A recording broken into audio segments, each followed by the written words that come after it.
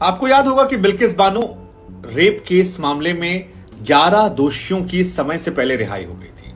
इसके पीछे तर्क दिया गया था कि उनका अच्छा आचरण और 14-15 साल की जेल जो है वो आधार बन रहा है उन्हें रिहा करने का। लेकिन इसके बाद सुप्रीम कोर्ट बिल्किस बानो पहुंच गई थी और उन दोषियों की रिहाई के खिलाफ वो पहुंची थी। और आज इस मामले को लेकर सुप्रीम कोर्ट में गहन सुनवाई हुई, जिसमें सुप्रीम कोर्ट ने गुजरात सरकार को एक तरीके से फटकार लगाई है। सुप्रीम कोर्ट की तरफ से कहा गया कि आज ये बिल्किस बानो है, कल कोई और हो सकती थी। हम चाहते हैं गुजरात सरकार हमें वो आधार दिखाए जिस आधार पर इन 11 दोषियों को रिहा किया गया है। साथ ही उन्होंने ये भी कहा कि एक हत्या और कई लोगों के द्वारा रेप करना, ऐसी घटनाओं को समान तर्क देकर बराबर नहीं कह सकता, आम और से बराबर नहीं होते। हमें यह ध्यान रखना होगा कि जब सरकार ऐसे फैसले लेती है जघन्य अपराधों में, तो उसे जनहित की भावनाओं का ध्यान रखना होगा, क्योंकि आज ये बिल्किस बानो है, कल ये कोई और हो सकती है और हमें और आपको इस मामले में एक पैमाना तय करना होगा। आप नहीं जानते तो हम आपको बता दें, गुजरात सरकार की तरफ से तर्क दिया गया था कि 15 अगस्त को जब ये रिहा हुए तो इनका अच्छा आचरण और 14-15 साल की जेल के बाद इन्हें हम रिहा कर रहे हैं और उसी के बाद ये मामला शुरू हुआ था। बिल्किस बानो रेप केस और उनके परिवार वालों की हत्या के मामले में पिछले साल 15 अगस्त को 11 दोषियों को रिहा कर दिया गया था। तर्क दिया गया था कि इनका अच्छा आचरण और 14 साल की सजा के बाद इन्हें सजा मुक्त किया जाता है। इसके बाद से यह मामला हाईलाइट था कि क्या इस मामले में उन्हें बरी करना चाहिए। बिल्किस बानो इसके बाद सुप्रीम कोर्ट चली जाती हैं और सुप्रीम कोर्ट में आज एक अहम सुनवाई होती है इस मामले को लेकर, जिसमें सुप्रीम कोर्ट में 2 जजों की बेंच इस मामले को सुनती है और गुजरात सरकार को आसान शब्दों में कहें तो कड़े सवाल पूछती है, फटकार लगाती है। ये पूछती है कि गुजरात सरकार की तरफ से वो दस्तावेज क्यों नहीं दिए जा रहे हैं जिनके आधार पर बिल्किस बानो के दोषियों को रिहा किया गया था। गुजरात सरकार के सॉलिसिटर जनरल कहते हैं कि गुजराती में वो डॉक्यूमेंट्स हैं, उन्हें सबमिट करने में टाइम लगेगा। उन्होंने कहा ये सारी चीजें हमें पता है, हमने आपको समय देने से बाध्य नहीं किया, लेकिन आप उस फाइलों को लाइए और अगर आप वो फाइलें हम तक नहीं लाते हैं तो फिर क्यों ना माना जाए कि ये कोर्ट की अवमानना है। इसके बाद हम अपने तरीके से निष्कर्ष पर जाएंगे। साथ ही उन्होंने ये सवाल पूछा कि अगर केंद्र सरकार ने मंजूरी दे भी दी थी तो गुजरात सरकार ने अपनी ताकत का इस्तेमाल क्यों नहीं किया और ऐसे जघन्य अपराध के मामले में क्यों नहीं उन्होंने अपनी शक्ति का इस्तेमाल किया। फैसला लेने के पहले ये क्यों नहीं सोचा कि ये जनहित में क्या मैसेज आएगा। आज वो बिल्किस बानो है, कल हम या आप या हमारे परिवार से भी कोई हो सकता है। इस मामले की अगली सुनवाई जो है वो 2 मई को होगी दोपहर 2 बजे। लेकिन आज जो सुनवाई हुई इसमें सुप्रीम कोर्ट ने एक महत्वपूर्ण सवाल पूछा। कहा कि एक गर्भवती महिला जिसके पेट में 5 महीने का बच्चा था, उसके साथ सामूहिक बलात्कार होता है और उस सामूहिक बलात्कार और 7 लोगों की परिवार में हत्या कर दी जाती है। परिवार में सिर्फ वो और एक 3 साल की बच्ची बचती हैं। और ऐसे जघन्य अपराध के मामले में जो आप पैमाना बना रहे हैं वो किसी साधारण हत्या से कैसे जोड़कर बना रहे हैं। ये तुलना क्या जायज है? अपनी शक्तियों का इस्तेमाल जो है आप समाज के हित में कीजिए। आप ये सोचिए कि इस रिहाई से समाज में क्या मैसेज जा रहा है और बिल्किस बानो के दोषियों का आचरण अच्छा कैसा है। ये तो जब रिहाई हुई थी उस दौरान भी बहुत सारे सवाल पूछे गए थे, क्योंकि उस रिहाई के बाद कई सारे वीडियो आए थे माला पहनाते हुए, लड्डू खिलाते हुए, तब से ही ये सवाल खड़े हो रहे थे। अब अगली सुनवाई में गुजरात सरकार जो है वो अपनी साइड से वो डॉक्यूमेंट्स पेश करेगी कि क्यों उन्होंने 15 अगस्त को उन 11 दोषियों को रिहा कर दिया था। उस सुनवाई पर हमारी नजर भी रहेगी। लेकिन हमें लगा जब ये मामला चल रहा है तो हम आपको सुप्रीम कोर्ट की टिप्पणियों के बीच खबर बता दें, क्योंकि मामला कोर्ट में विचाराधीन है, इसलिए हम और आप टिप्पणी करने वाले कोई भी नहीं होते हैं। सुप्रीम कोर्ट देश की सबसे बड़ी अदालत है। अगर उसे सबूत मिलेंगे कि रिहाई करना जायज था तो वो मान जाएगी, नहीं मिलेंगे तो फैसला पलट देगी।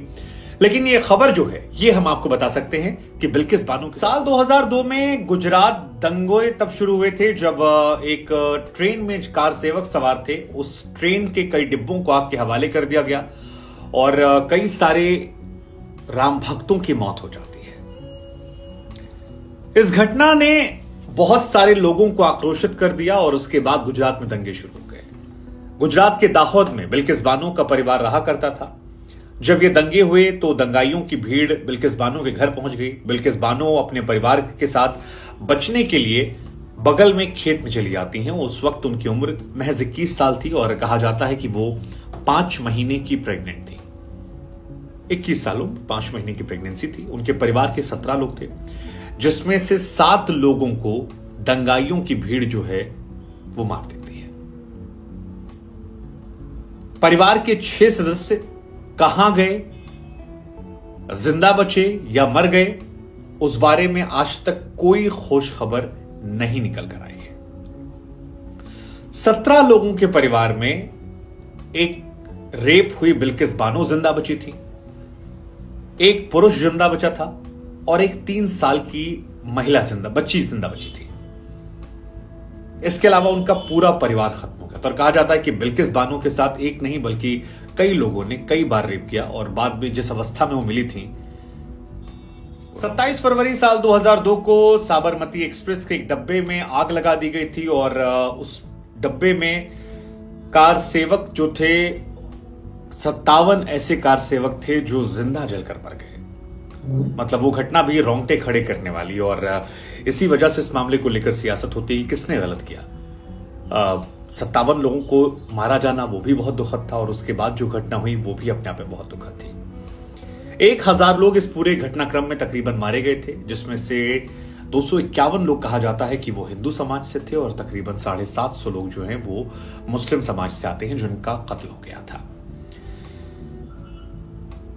इस घटना के बाद 2004 में सीबीआई जांच होती है और सीबीआई ने 11 दोषियों को सजा सुना दी, इन्हें जेल हो जाती है। इसके बाद मुंबई बॉम्बे हाईकोर्ट ये मामला जाता है, वहां भी सजा बरकरार रहती है। फिर और भी जगह मामला आता है।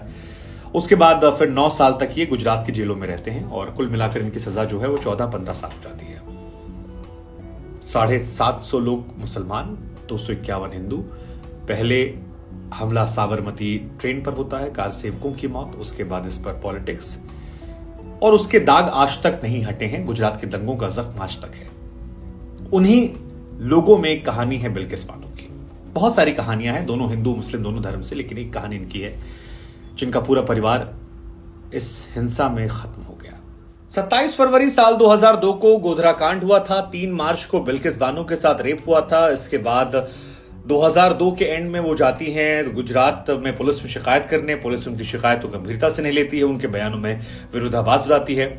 फिर वो ह्यूमन राइट कमीशन के पास जाती हैं, वहां से वो जाती हैं सुप्रीम कोर्ट में शिकायत करती हैं कि गुजरात में उन्हें न्याय की उम्मीद नहीं है। जिसके बाद ये पूरा मामला जो है ये मुंबई शिफ्ट किया जाता है। मुंबई में निचली अदालत जो है वो तमाम दोषियों को सजा सुनाती है, लेकिन सीबीआई इससे संतुष्ट नहीं होती है। फिर सीबीआई हाईकोर्ट जाती है और हाईकोर्ट में 11 दोषियों को सजा सुनाई गई थी।